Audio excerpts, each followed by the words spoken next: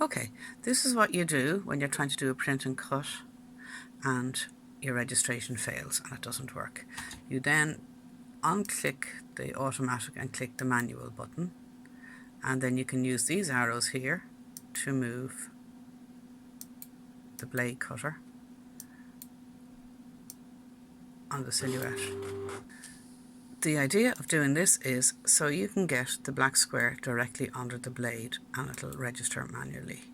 Now what I've also discovered, that's what's easier again, is you can use your buttons here on the actual machine. Some of you will have the newer version of the silhouette and it'll be all electronic. So as you can see, the black square is there and there's the blade. So we need to use the arrow buttons, which bring this over that the blade is sitting on top of the black square. I think I need to go slightly more to the left. That looks about right to me.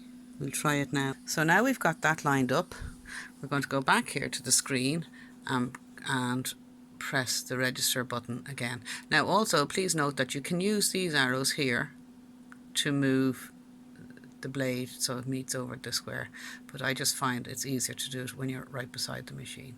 So we have the blade held over the square now, so I'm going to press the register button and let's see what happens. Okay, it's now reading all the registration marks. I find you get issues with reading the registration marks when you're using coloured paper, or there's a slight glare from the paper, or it's an uneven texture. I also tend, as you can see there, is I put a white sticker in the corner to make the print clearer, the square clearer. Now hopefully this is working. Let's just look at the computer screen. It says it's cutting, so I think we're going to start cutting now. Oh, here we go. It's making noises. So now, perfect. It's plotting. So that is how to solve your registration marks when it fails to read. Thank you. I hope you find this as helpful as I did when I discovered it.